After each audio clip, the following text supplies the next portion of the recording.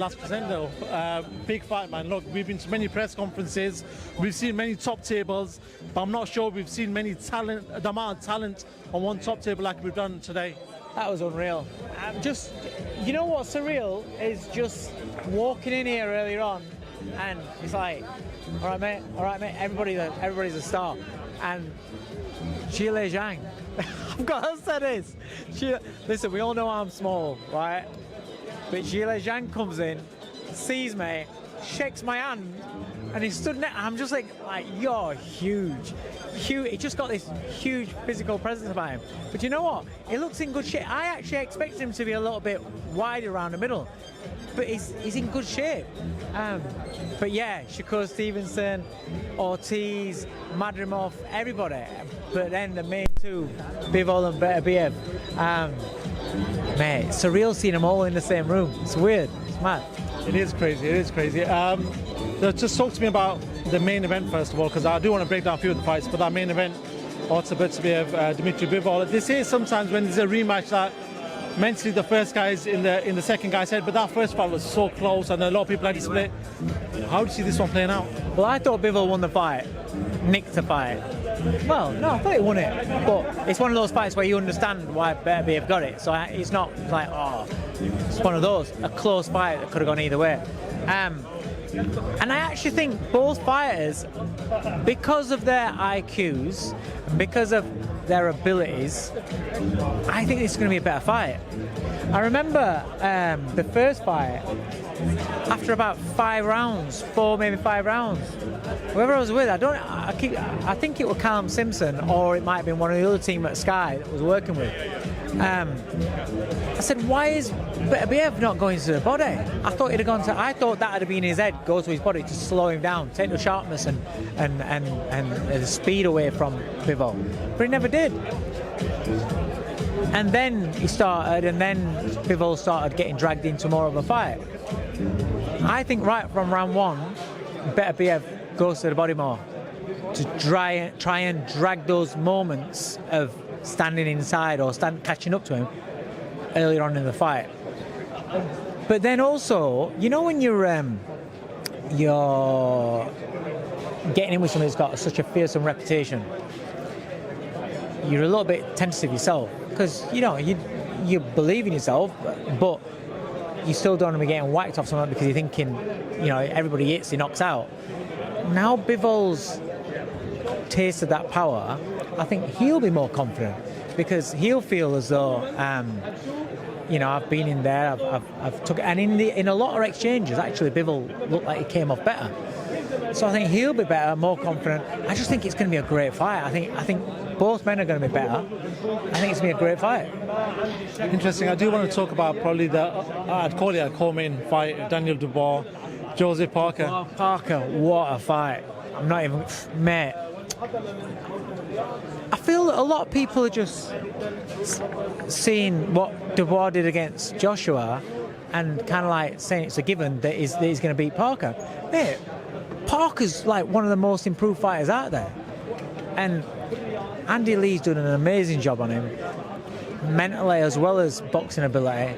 And I think Parker's got a lot of dimensions to him. He's got underrated power. I don't think he's a huge puncher, but he hits hard enough to get your respect. Parker wins this fight. I'm not surprised. I'm not seeing it as a shock. Don't get me wrong, I understand why Dubois is seen as a favourite because of how sensational and spectacular his knockout win over Joshua was. But Parker's a little bit more cuter than what Joshua is, and a little bit more well-rounded, I suppose. But yeah, I kind of. It's a fight that could go either way, but it's a really good fight. There's probably a lot we could break down in that, but I do want to talk about the breaking news in boxing. Just before we came, Tyson Fury, in his car, I think it was, made an Instagram video where he's announced his retirement. What do you make of that? Do you feel like, it is Tyson Fury and he's done from the sport because he's done a lot, or do you feel like what Eddie Hearn was saying was, look, you have to pay a lot of money to take someone out of retirement? Maybe that's what it is. Well, how do you see it? My initial reaction was, I don't buy it. That's my initial reaction. As soon as I saw it, I've been at TalkSport today, and I was over at TalkSport when that broke, And that's my initial reaction was no way. Because I feel that the AJ fight is so close. It's there to be had now. There's no stumbling blocks. There's no he's got to fight him and he's got to fight him. You know, there's not one of them that's got the title and the other one, and they don't want to give an opportunity. I can't see Tyson Fury walking away without doing the AJ fight. And truth be told, I don't want him to. You know, I want to see that fight. As a boxing fan, I'm a boxing fan. I've got nothing to do with either fighter. I want to see the fight because that is the fight of our generation that we have to see. And I can't see that Fury walks away and having the fans look at him as if to say, you're the one that didn't take the fight when it was there. So I kind of think it either makes his bargaining position stronger or the fight's very, very close and he wants to throw everybody off a scent. And it's like, when they make the announcement, it's like a massive shock to everybody. That is interesting. But look, if Tyson Fury, and from what we know now, he has retired. If that's the case, where does that leave Anthony Joshua then? I don't know. But I was going to say, if he's retired, then what a career he's had, and he can, if he's truly had enough, and he doesn't have any love for the sport anymore or for fighting anymore, and he's decided that's me done. I'm not playing about. I'm not doing what I've done in the past, retiring and coming back. And if he's being serious and he's retired, then fair play to him. He's had an amazing career, ticked all the boxes, achieved more than anyone thought he would have achieved when he first started out. And he was, what was that fight where he punched himself in the face and John McDermott days. He's come on, he's achieved so much. The first man to beat Vladimir Klitschko when Klitschko was unbeatable, or seemed unbeatable. He had he's just had an amazing career.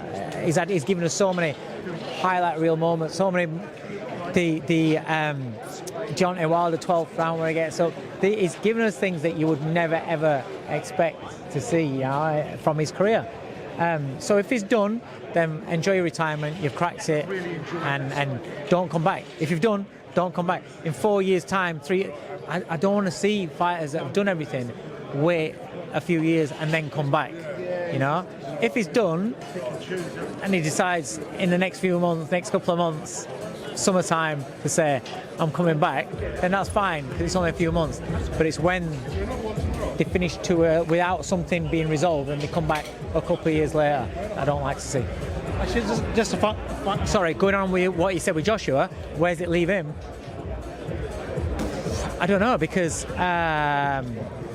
he needs to do something before he has a rematch with Dubois, because he's not. There's no value in the rematch there. Is he going to fight Bakole? That's a fight and off. That is a fight and off. Who else is there? If Parker was to beat Dubois, AJ Dubois is a good fight. It's rematch, got a story there. But it's tough no matter what. It's tough. It's always, with AJ, it's always going to be where, because he's been beat a few times now and because he's been stopped a couple of times, people are always going to question, can he beat him if he's a puncher? Can he beat him if he's a puncher? But Fury's the fighter. Just a final one. I'm going off what we hear from Tyson Fury. Are we now coming towards the end of the era? Because it looks like, AJ's, he's roughly the same age. They all getting to that point where we all go and look at maybe the Usyk, AJ, Fury's, Wilder's going to be calling it a day.